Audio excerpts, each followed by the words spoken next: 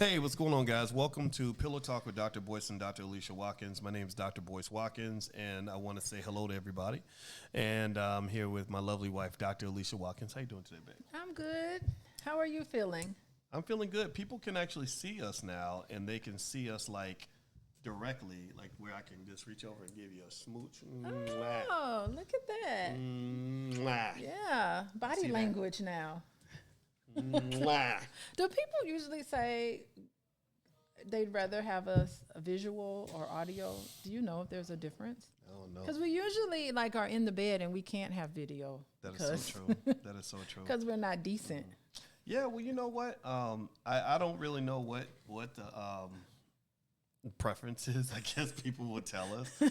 But I will say that overall, I'm super excited. And, the homeboy Quincy set it up. And so now we've got like a little layout. And by the way, if in case you just got here, you're watching Pillow Talk with Dr. Boyce and Dr. Alicia Watkins. My name is Dr. Boyce Watkins, and I'm a finance PhD. My wife, Dr. Alicia Watkins, is a licensed therapist and a full professor of social work.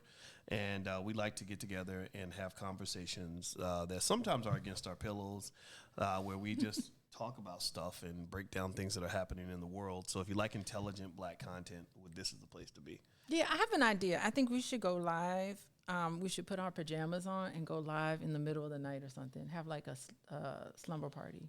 Well, you know what? We should do something like that. I actually am going to do a financial slumber party at some point. Financial slumber party. Mm-hmm. Yeah, we actually planned that today in the Black business. Are you serious? I thought you knew. Yeah, we had a financial. Oh, we're so connected, boys. We I just picked up on what you wanted. You just picked up on it, girl. You just picked up on it. So, but I don't want. Oh, I'm sorry. I don't want to invade your financial slumber party. It could be something totally different for us, though. You're invited. Okay. Thank you for inviting me, but just wear your sexy pajamas. Okay. All right. So today our topic is what questions would you ask on a first date? And I thought that would be really interesting. I thought that it would be fun to ask that question. And we put the question up on Instagram, and we had a lot of people that gave some interesting responses. And I just think we'd start from the top in terms of laying out the questions and the answers that we received, and some of the most interesting responses. And so I put it on my Instagram. My Instagram is The Real Boyce Watkins. The Black Love Blueprint is our Facebook page, and that's where we also posted it. And the first question is, do you have baby pictures? Now, I'd like what to ask is that? Why do you think somebody would ask, do you have baby pictures? What are your thoughts on that? Wait, there were some replies underneath. If we click under there, I want to know what people said. I know, right? Who knows, right? Why do you think that people will want baby pictures? They don't appreciate the value in this question. What is the value? Listen, it would never occur to me to ask somebody on the first date, can I see pictures of you as a baby? I think I know why. What reason would that be? Because we got this world where people will be switching their genders like it ain't nothing, like they switch their draws. And you want to make sure. You think it's that common that you have to ask that on the first date? Fellas, in the chat, I want you to comment on how you would feel if you found out that the hot girl you're dating used to be named Michael when he was a baby. She was a baby. Yeah, how would you feel? Seriously, I'm asking the fellas. Like, give me a comment in the chat. How would you feel? Like, I'm not saying you'd want to go beat somebody up or something. We don't condone that kind of violence or whatever. But I'm sorry if I found out you were really a boy, and then you just I was decided, Andrew instead of Alicia. Oh my God! Would that make a difference? That would bother me. Yeah, and it makes me mad because they're like, oh, that's transphobic. It's like, no, it's not transphobic. People just want to date the correct gender, and they don't want to be fooled. Yeah, I think that's overkill to ask for baby pictures because of that reason. I think that's overkill because what is the looking at the population as a whole. Less than 1%, probably 0.5%. I know it's a very small percentage of people are transsexual is what you're asking. Like, it's not common. Like, I just feel like, get out of here with this lack of trust. Yeah, but if you sent your child to school and I said there's only a 1% chance your child's going to die today, less than 1%. Would you send your child out into the street if you knew that there's like a 0.5% chance, like a 1 in 400 chance that they're we do it every day when we get in the car and drive off. Okay, anyway, I don't understand. Anyway, okay, next one. Okay, so I just want to say the first question is a little overkill. Continue. Put another one up there, Roderick, slow down. Somebody asked, do you know Jesus? Do you know Jesus? Okay, that is a very good question, particularly for those who are extremely religious. And I know a lot of women, it's JPL Cosmetics. A lot of women, they want a God-fearing man. Yes, Lord. Lord. Yes, Lord. So that's a value question. I think that's a lot. I'm just saying, I think that's a really good question because it gets to your values. It gets to what is it that you hold that's important. And so I think that's an excellent question to ask on the first date because value conflicts are something really, really tough to overcome. I can see that. Yeah, I can see that if in case there was a conflict, right? Like I think if you are a strong Christian, it would be hard for you to date somebody who's like, yeah, I'm a Satan worshiper or or I think church is just stupid. Or even Jehovah Witness or even just Catholic. There are some people who are like holy and sanctified that could never ever date someone who's Catholic. That's true. Although it's a similar Bible. I don't know, but a lot of people find that to be important, particularly when you're raising children. Like, what do you do? Like, it's a big issue. That is tough. But, I think I personally think a lot of black women miss good men because they require men to go to church. And a lot of men I know, most men I know don't want to go to church. They don't want to sit there and have the pastor tell them what to do and then take their money. They just don't, go buy into that. And then me, I just stay home and watch football. So I probably wouldn't be good. Thank goodness you aren't heavily religious. Okay, what's the next one, Quincy? Throw another one up there. Are you unvaxxed? Did you get the jab? Interesting. Okay. So it's, I don't know. I guess it could be, this one should be pinned. Okay. So that gets into like your way of thinking. Like, are you in contact with alternative information or do you just adhere to the mainstream? So that's a good question. That's a really good sort of like debatable question. Well, I think it's unfortunate that something as serious as the COVID situation. Can you say that word? Are we going to be blocked? I don't know. I think that the jabs and all that. It was sad that it became so political that we went past health. And I thought about this too, and I said, can you imagine if we took obesity as seriously as we took COVID? You would literally save 400,000 lives a year, and you've got people dying from preventable illnesses that relate to the food we eat, the toxic food they put in the grocery stores and in fast food restaurants. Our sedentary lifestyle. Yeah, don't exercise. Don't. I mean, basic stuff like just going to the gym 2-3 times a week can make a big difference. And why doesn't the government put money behind that? Why didn't they put as much energy behind preventative stuff as opposed to just get this shot and make Moderna rich? And that's gonna solve all your problems. There is no magic shot. There's no magic pill. There's no magic drug. Get your ass up and exercise and stop eating like a crazy person. Yeah, so I think a better question would say, tell me about your lifestyle. Like, what does a typical day look for you? Like, that would be a really good question because then you can get to whether they're going to have the immune system. Do you have a strong immune system? Well, you don't ask direct questions like that. You just ask, tell me about your day. What's your typical day look like? And they say, I get up in the morning, I go to the gym, and I do, so if exercise and smart eating and all of that, and not saying I don't go to the gym, I sleep all day, I go to McDonald's, I do all these things. Like, you're really asking about lifestyle. That would be a better question. Okay. What's the next one? Do you believe in 2-parent homes? Ooh, I think that's a big one. That's a good one. But most people are going to lie. They're going to say, yeah, of course I do. Yeah, so that's interesting. I thought about that actually the very first. I think, like, instead of asking somebody, do you believe in Jesus? Again, just on the first date, I guess it's important to ask these types of questions, but the best way to get to know somebody is to just watch them. Because you don't know. There are a lot of people, and I don't want to, like, put fear in anybody's heart, but there are some people who just like, he goes to church every day and I want to get with him, so I better say I love Jesus too so I can go to church. It's like you never know how somebody manipulates other people and try to give you the answer you want to hear on a first date, where you get to know somebody by what they do. So it's better to just watch them. So if you want a God-fearing man and you go out to dinner with them, do they pray first before you just, start chomping and eating? Do they say, wait, hold on, let's pray before we eat? And then you'll know Then you'll know if they're a guy. So it's like watching their behavior more so than just having them answer these questions, because people could be blowing hot air up your butt. They never know. They just want to. Well, I remember tell you what you wanna TD hear. I remember TD Jakes saying that when you date somebody, you're not meeting them, you're meeting their representative.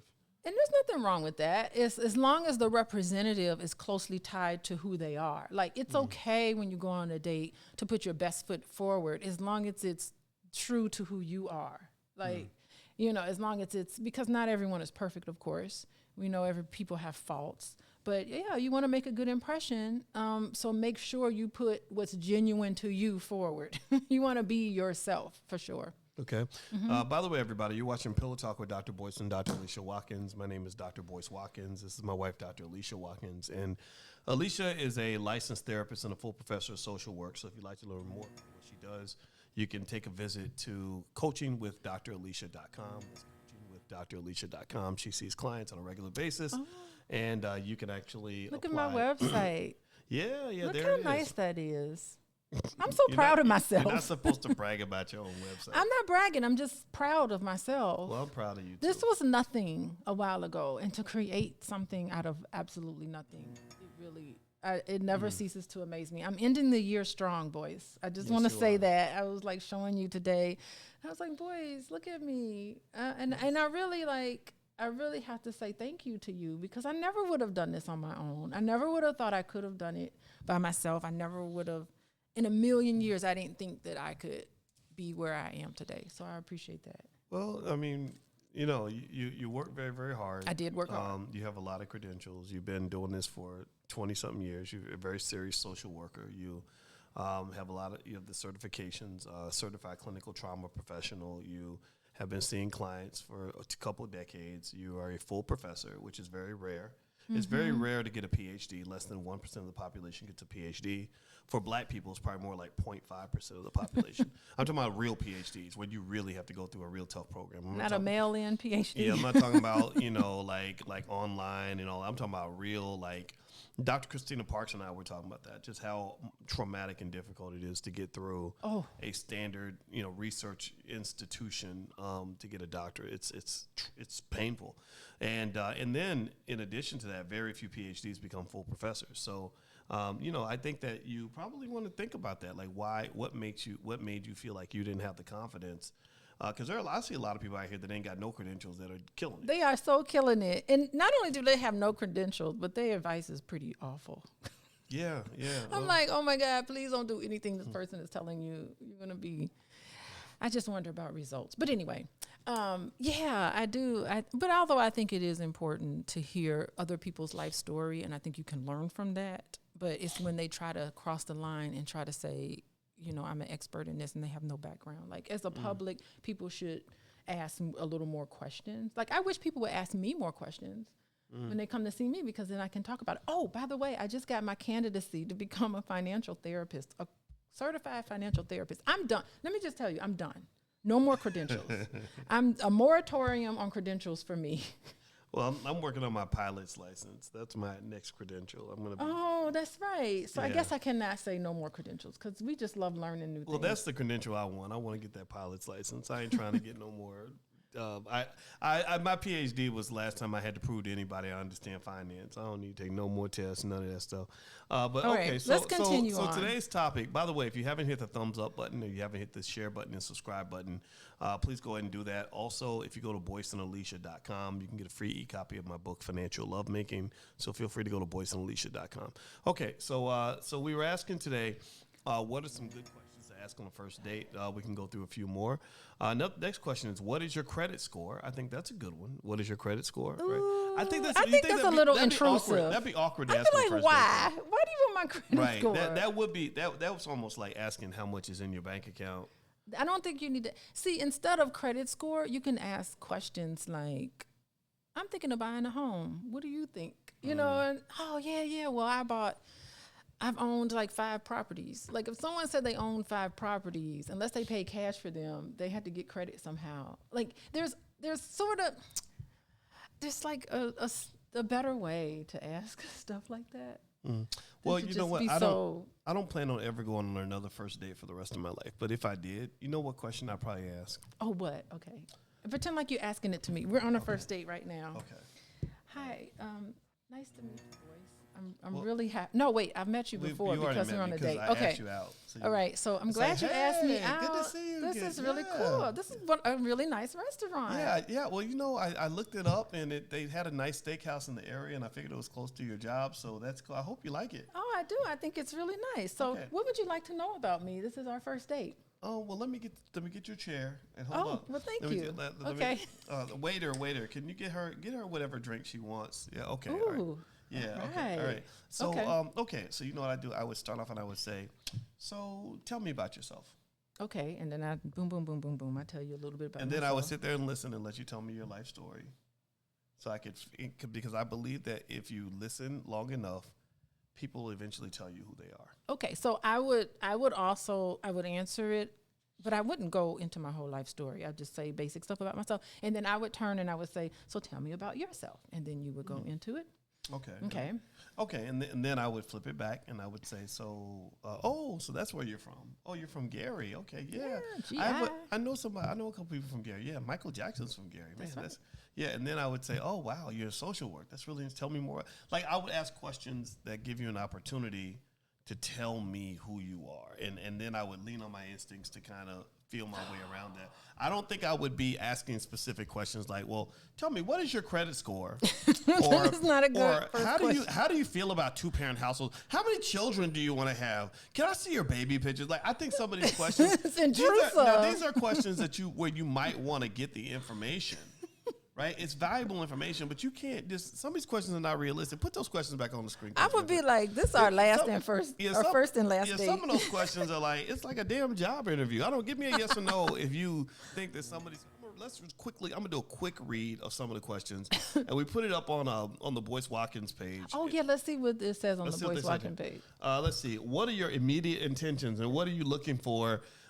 Let's see. It gives him time to let you know that you wasting your time and you can prioritize him another way. So, what are your intentions and what are you looking for? Don't waste my time on this date. I could be somewhere else. Right. So I'm serious. So it looks like it was a woman who put this up there. Now I'm asking the fellas in the chat, how would you feel if a woman on the first date was like, so what are your immediate intentions and what are you looking for?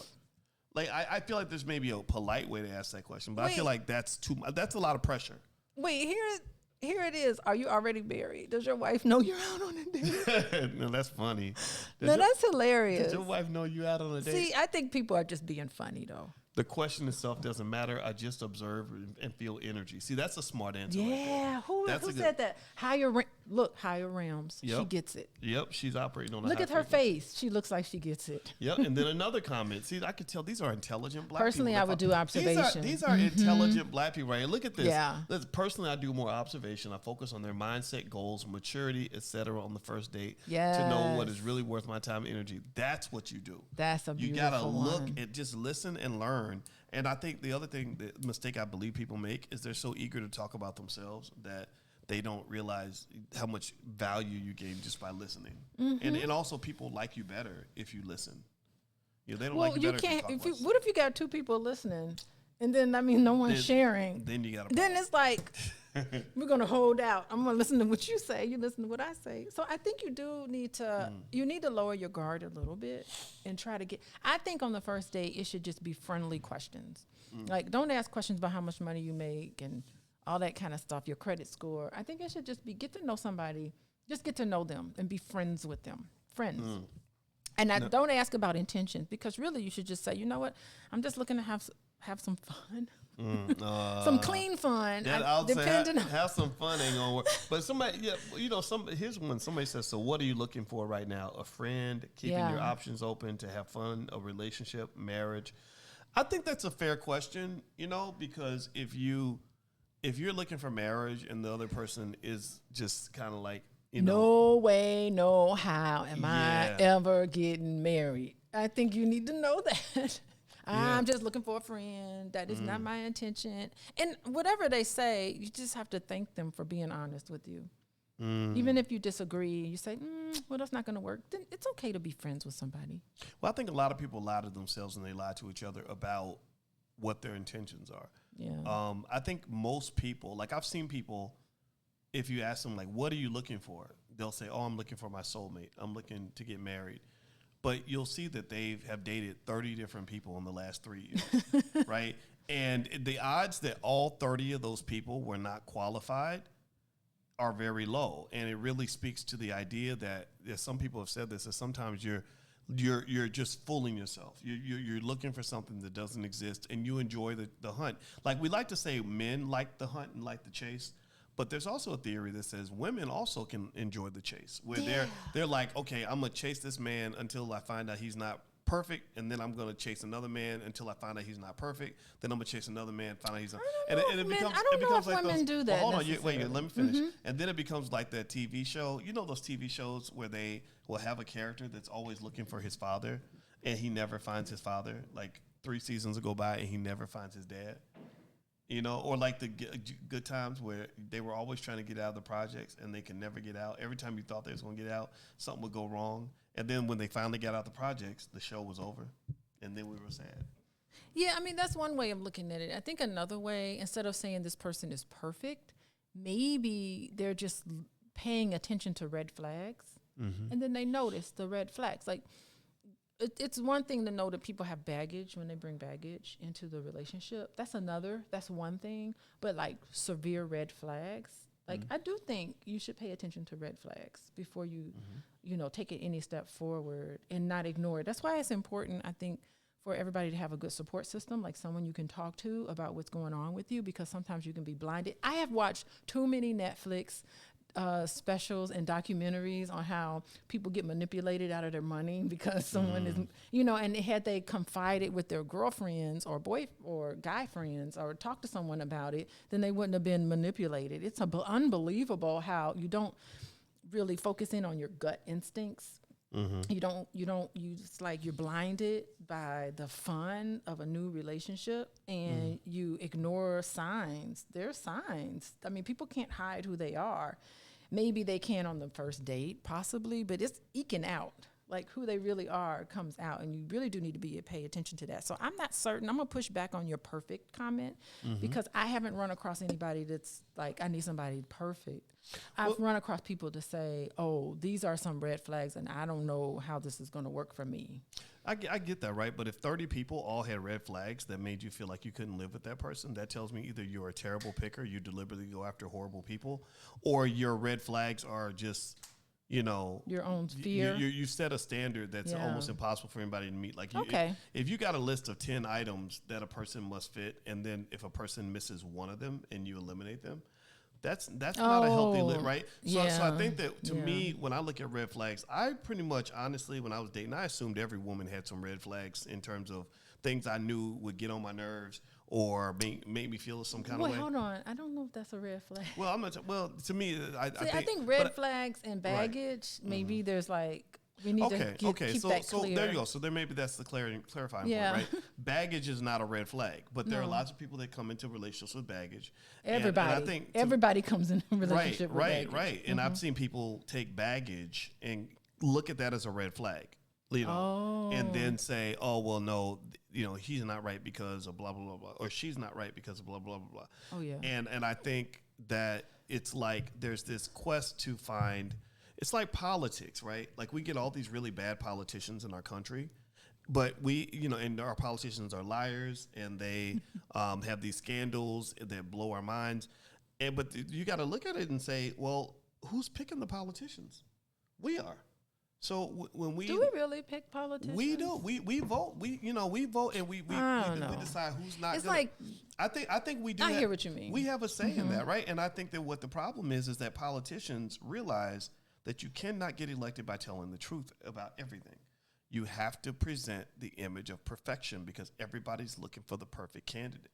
And the longer you've been around, the more you've got these dings in your background. Like you become Hillary Clinton, where you think about she has so much in her background. Right, but here's the thing. But she would have been a great president, probably. Right. And that's what I mean. Hillary Clinton she would have killed it over She Trump. was probably she was definitely the most qualified person in that election with Trump. right? Yes. But we didn't want her in there because we were looking at all her baggage. And we knew where the bodies were buried because it was literally bodies buried under her name. Right. And who can have a 40-year career and not have some dark spots in that, in a messy game like politics?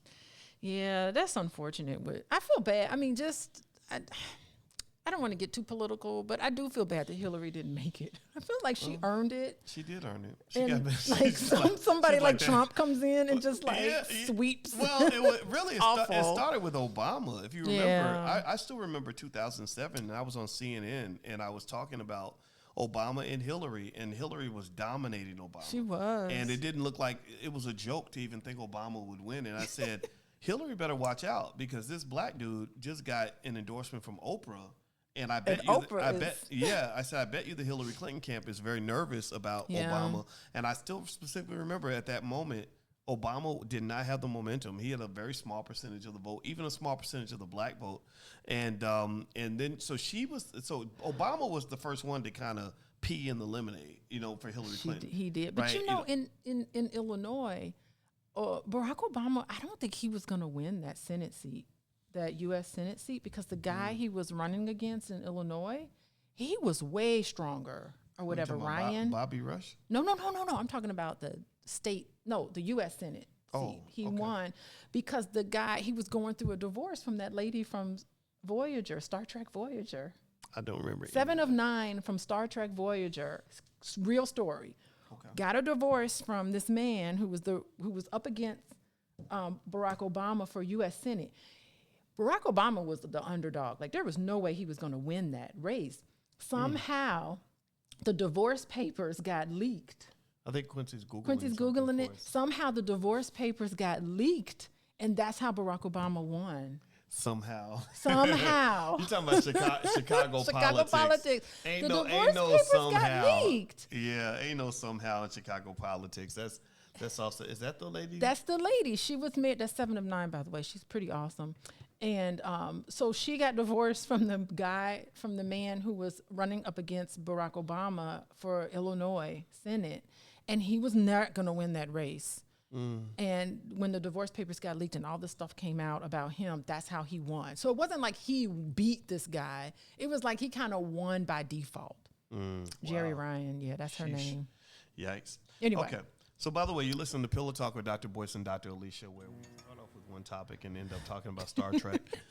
If we can incorporate Star Trek in every conversation, I'm a happy camper. I know you're a Trekkie. And you introduced me to Deep Space Nine, so I appreciate that. Let me tell you, all black people, every black person alive needs to sit down over the Christmas break. If you've done it already, you need to rewatch it.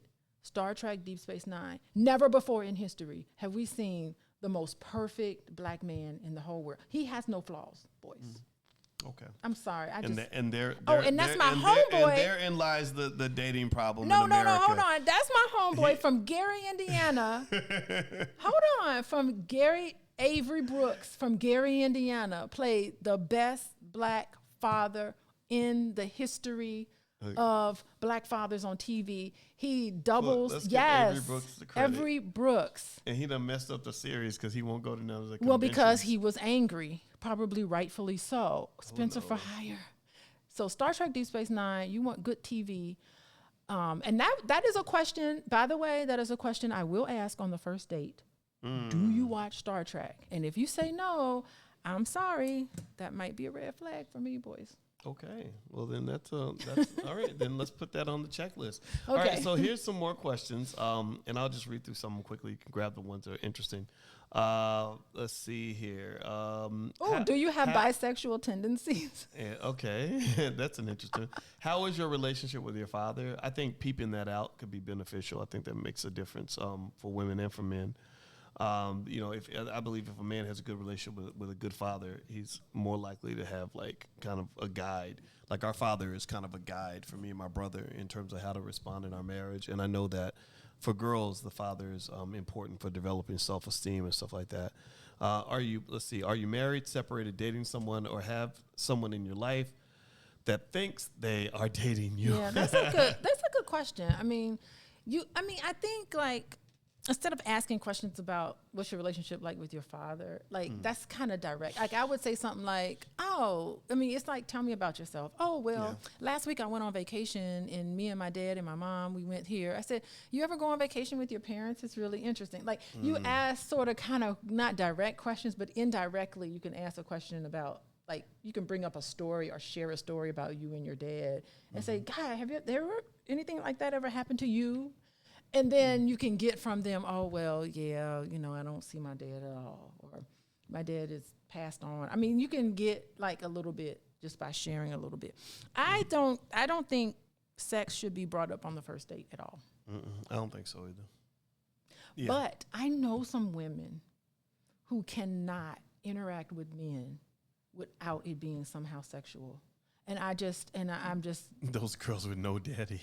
Do you think it is? Or maybe they have a strict apostolic daddy who made sex so forbidden. I really do wonder about like what goes to a woman's brain where it's like, oh, I'm with a guy, let me just bring sex up on the first date. Like it is so. I mean, I would hate for my daughters to do that. Well, you know, I think it's and Quincy. By the way, Quincy's listening. Quincy, beware. If you go on a first date with a lady and she brings up this topic, and I know you don't want to talk about this with me, but like that's a red flag, honestly. Well, depending on what you're looking for, I don't know. Is it a red flag? I mean, I'm gonna say I mean, you don't see it as a red flag. I don't see it as a red flag. I see it as a sign, perhaps, that first of all, you know, we live in a society where we don't even know. Like gender roles have kind of just been changed so much. Nobody knows exactly what the man and the woman are supposed to do as much as they used to 30 years ago. But I also think that I would see that maybe as a sign that she has concluded that sex is a great way to get attention from a man. Could be. And it would make me wonder, like, okay, have you ever had a scenario where you've gotten healthy attention from a man that didn't involve him trying to sleep with you? And I think, again, that's what the daddy does. I think that's why fathers are important. Is because I would hate for a girl to grow up thinking the only way I can get a man to spend time with me is if I give him what he wants. Now, if you're just a horny little thing, then I mean. Then I'm wondering about like if you've had like past, like I just always wonder like when people are introduced to sex too early, and or it could be frightening to them in some way. So it's just like they in their mind associate the opposite sex, the opposite gender with this sort of thing. And so they can't, like, instead of thinking about getting to know that person, which, by the way, when you know somebody very well and you have a connection with them, that's when sex should be brought up and not before the cart before the horse in terms of, like, satisfaction and stuff like that. But I will say that it's just, it might be a red flag that there's some issues there. It could be. I don't use the word should. As much as I could use it, I guess, because I don't know if I'm in a position to judge someone's choices sexually. I see it as, do you understand the trade-offs? And what I mean by that is like, let's say you really are starving for attention and you realize, okay, I can get a lot of likes on my Instagram post if I show my booty. And, do you understand what the difference between that kind of attention versus attention that comes with long-term intention? Like some attention always comes with a type of intention connected to it. Yeah. And so if you are doing things that just spark a man physically, then his intentions are, hey, okay, I see you in a certain way. I put in my mind, I might have put you in a certain box, and you can't jump necessarily. You can, it's like in acting. When you take that first role and you get typecast, you can't say, well, now that I broke into acting, I can just go become whatever I want. Sometimes you luck out. Like Kim Kardashian became famous off a sex tape, and then she somehow rose into something else. But there's some people who start their careers with a sex. Montana Fishburne started her career with a sex tape, and she became a porn star. She can't jump out of that box. She wasn't able to do it. Or there's some people who got typecast, and they just like, they roll with it. Some people roll with it. Yeah, remember absolutely. We were watching that cartel, the Hispanic cartel out of Colombia. Remember we were watching the country Colombia. What was that? You talking about Narcos? Narcos. There are characters in that show where I was just like, this person is typecast, but this person is getting gigs. Oh yeah.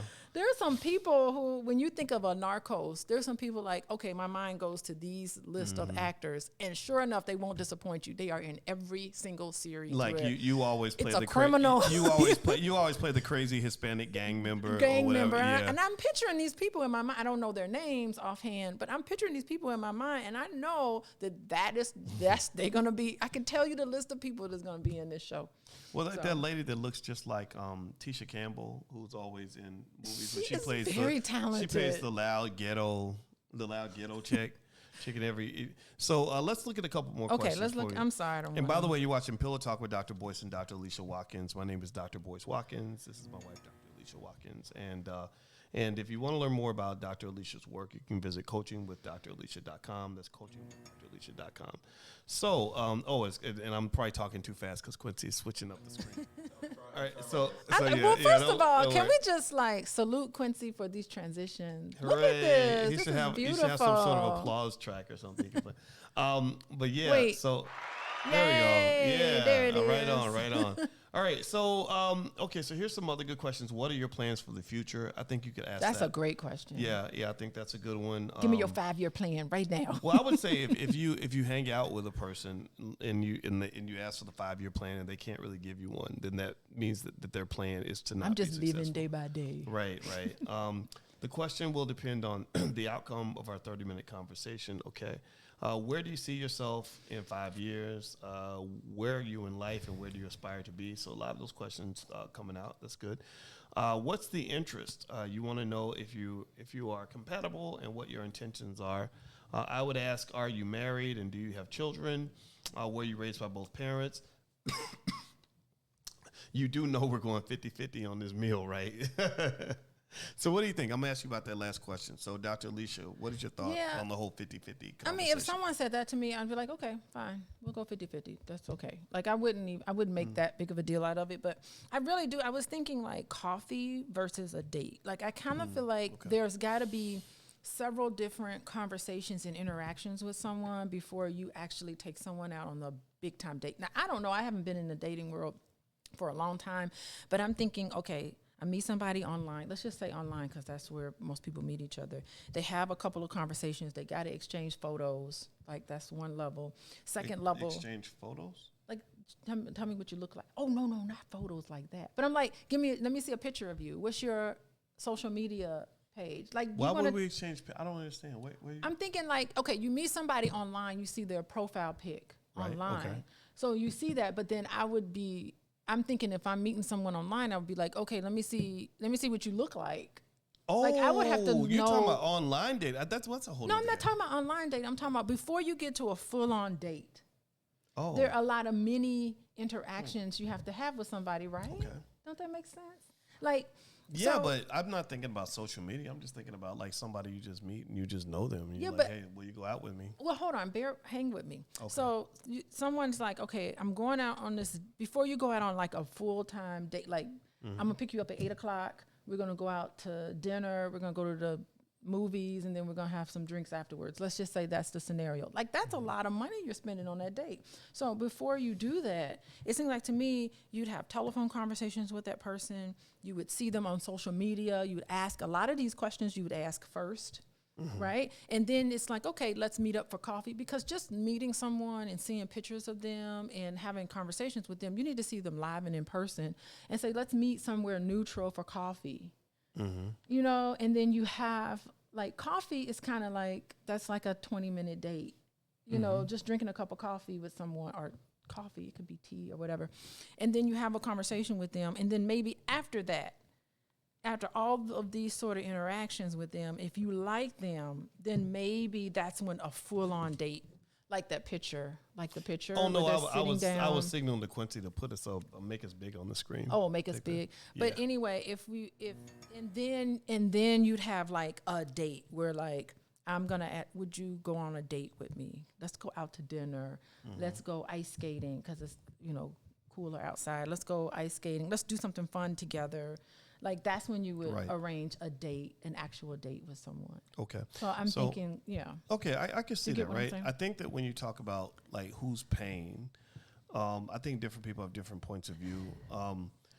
I've always been raised in a space where as the man, you always pay, for the dates, or at least definitely in the beginning. I think in a relationship, you can do whatever you want to do because you understand each other to a point. But I think in the beginning, I've always felt like the man should pay. Well, what if I ask you out on a date? What if I say, hey, boys, hold on. Let's go out on a date. I'm asking you on a date. I should pay for it, right?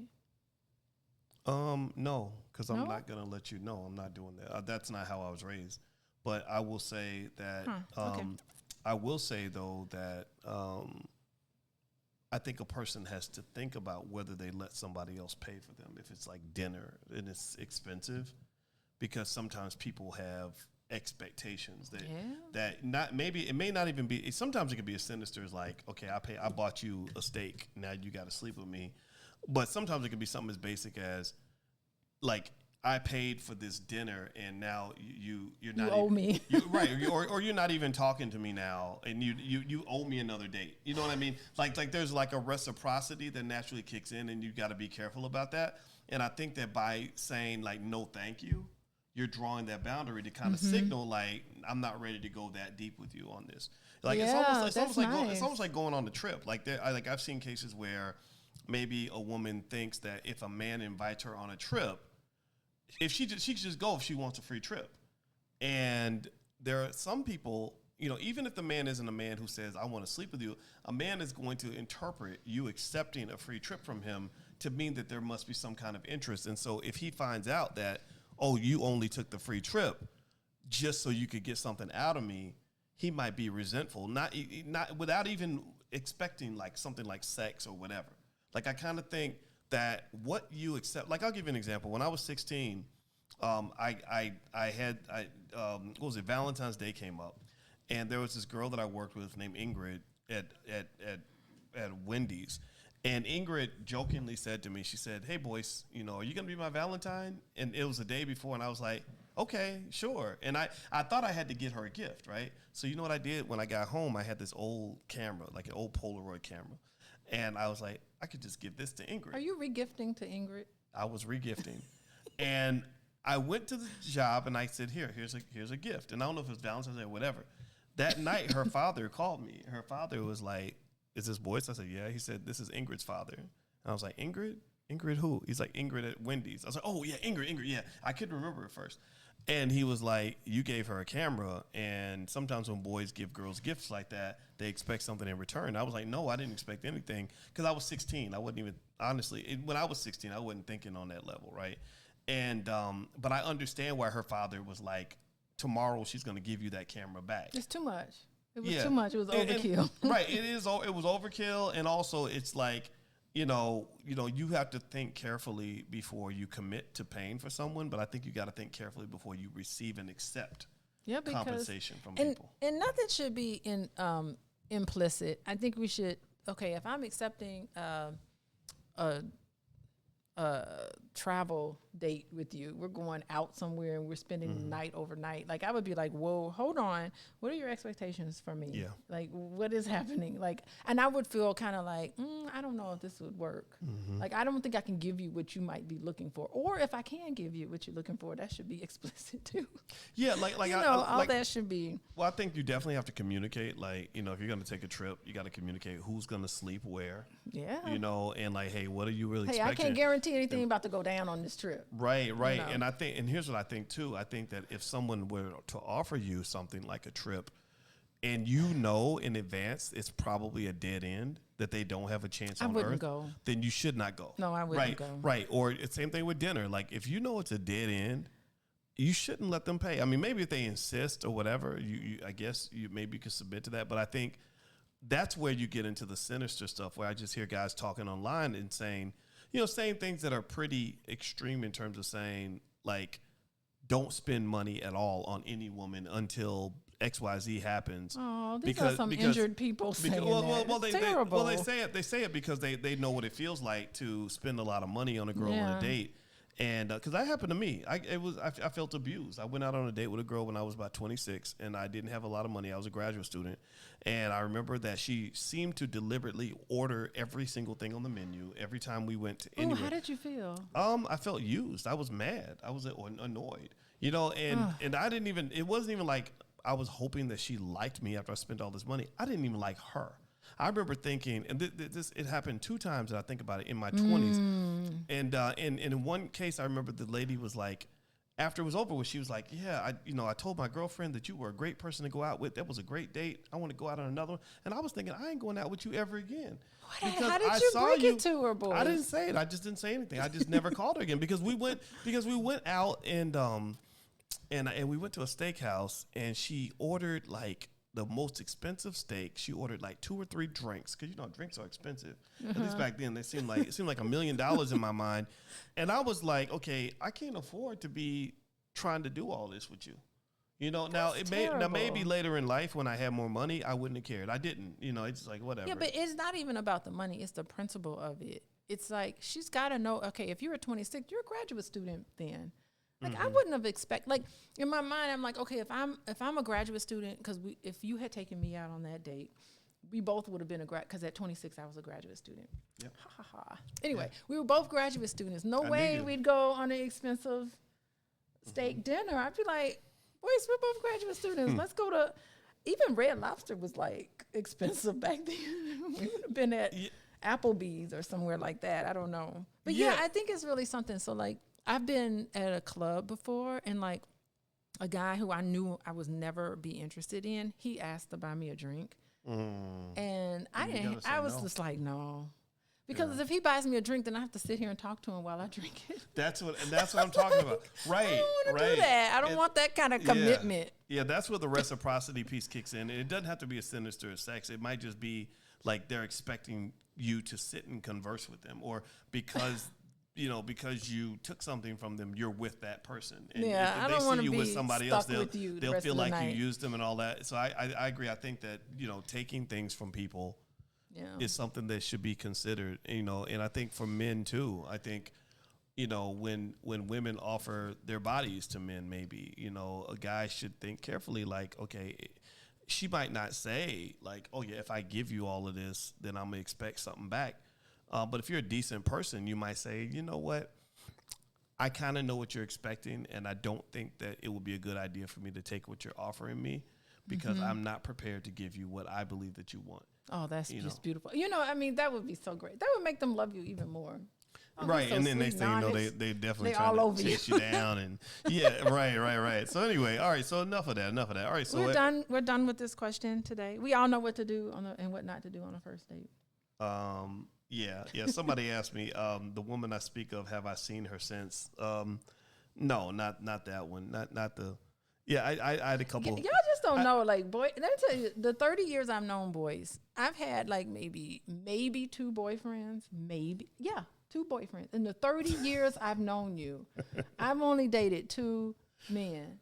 We are not. And hold on a second. We are not going to retrace the life of Boyce Watkins. Boyce has had dozens. We are not doing that. I have not had dozens. I have not had dozens of nothing. I've been single, and I'm like, who you dating now, Boyce? Isn't that the first thing I say to you? Well, I'm not going to besmirch your past on any level, and I'm not going to have you be. I will not stand for you to besmirch mine. So you've had a lot of first dates. I'll just say that. It's true. I live my life, I think as a man, I had some options, and it was an experience, and I'm, I don't regret it. And, and now we're here. Now it's 2022. It ain't 1998 no more. So I prefer to talk about now. You should talk about now. Yeah. You go back to the past quite a bit. So I do. I have to go there with you. Well, yeah, I think overall, it's, in terms of just lessons learned through time, I think that's the goal, right? Because you want to be able to look at your life when you get older and not regret the choices you made, and that's a goal. And so far, I have no regrets. So far, my life has been a good one. I'm happy with it. So anyway. Okay. Enough of that. All right, so everybody, you're listening to Pillow Talk with Dr. Boyce and Dr. Alicia Watkins. Thank you all for listening. And by the way, Dr. Alicia is a licensed therapist and a full professor of social work. So if you'd like to learn more about what she does, and check out, she goes and sees clients. You can go to coachingwithdralicia.com. That's coachingwithdralicia.com. I'm Dr. Boyce Watkins. Make sure you hit the thumbs up button on your way out. Thumbs up, share, subscribe, and we'll be back with another Pillow Talk soon. So take care. God bless you. See you soon. Bye, everyone. Peace.